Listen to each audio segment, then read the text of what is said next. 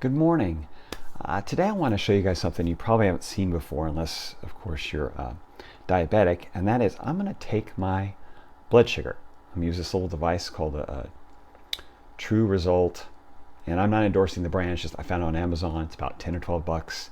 I had some good reviews. So I've been using this for a little while. I'm not diabetic, just to experiment with my blood sugar and figure out, how, what affects it, how it looks fasted in the morning, then after a workout when I've been fasted before I refuel, a few hours after a meal. It's just something I like to play with, kind of a fitness geek.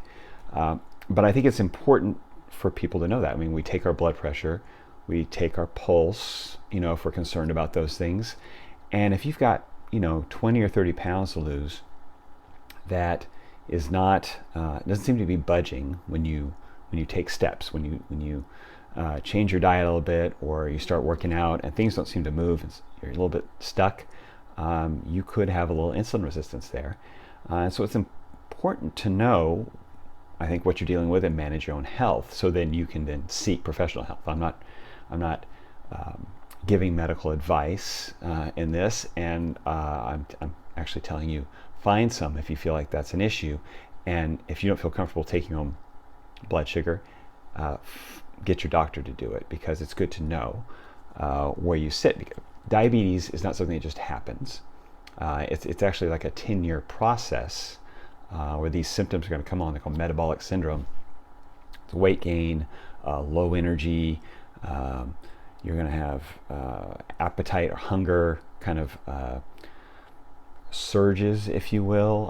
Not necessarily, I'm not referring to necessarily binge eating, because that's more of an emotional thing that certainly can go hand in hand, but where you just feel like you are suddenly ravenous on a regular basis, and that's a blood sugar issue. Those are hormones kind of getting out of whack.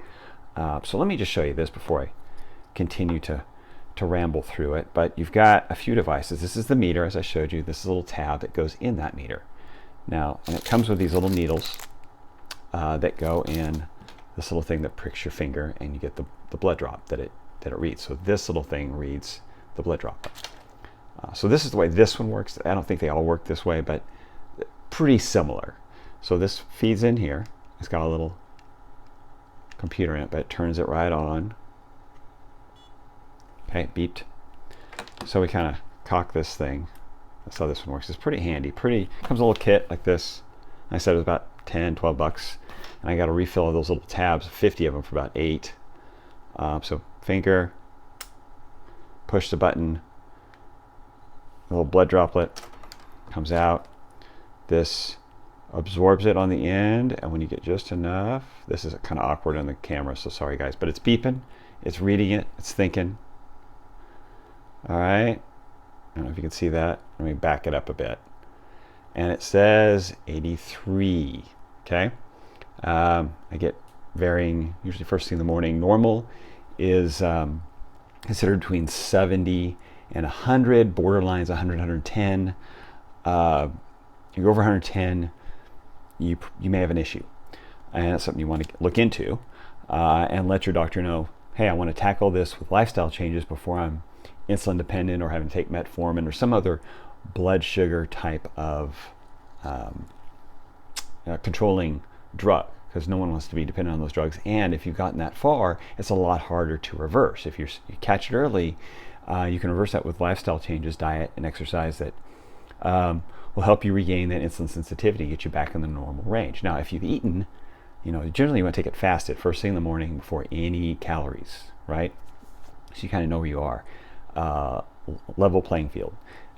Several hours after you've eaten, it should come back into that range. It may bounce out after you've eaten of that 110 range. That's not too uncommon, especially depending on what you've eaten. With the more starch or sugar, the higher it's going to go, obviously.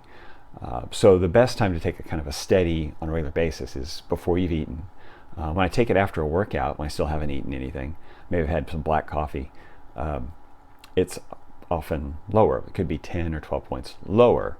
I've had it as low as 67 after a workout. So definitely below that normal range, but that would be expected after a workout. But as I said, diabetes is not something that just it happens to you. It's a 10-year process, so you want to catch it before you get there. And something to be, if you find that this is an issue and you need to get some medical help, look for a doctor, a weight loss doctor, if you can, who is not a surgical weight loss doctor, who's willing to help you manage it through diet.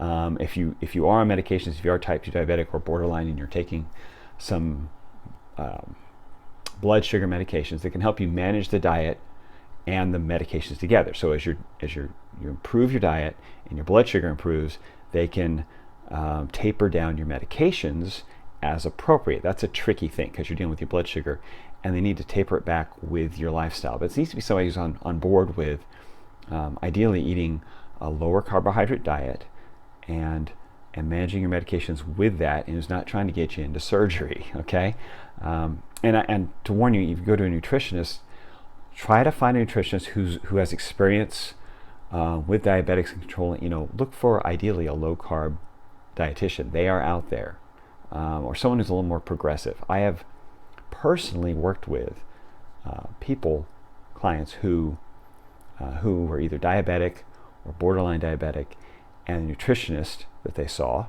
who was recommended by the doctor, actually recommended toast and orange juice as part of their breakfast, which made me angry. Made me want to pull out my hair and go attack the nutritionist and you sounds a little angry, sounds a little violent, saying, yeah, because they're killing this person, in my opinion. They were killing this person by continuing to add quick sugars like juice or toast to their diet first thing in the morning. They shouldn't have it at all if they're diabetic. So you really, it's I hate to say that about another professional, but it's true. There's people out there who just can't get out of their textbook and what they learned in school, which is outdated, it's behind, and it's wrong. Find someone a little more progressive. Find someone with experience dealing with diabetes, and ideally, like I've said, in my opinion, a lower carb diet. If they've got 60 or 70% of your diet coming from carbohydrate sources, there's an issue.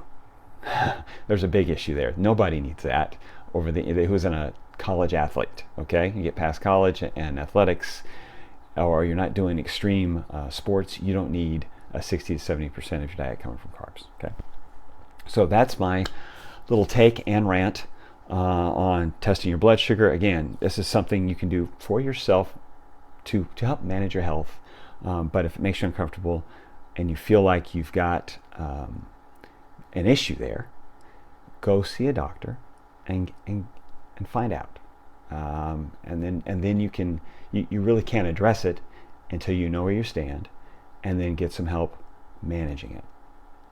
Talk to you later.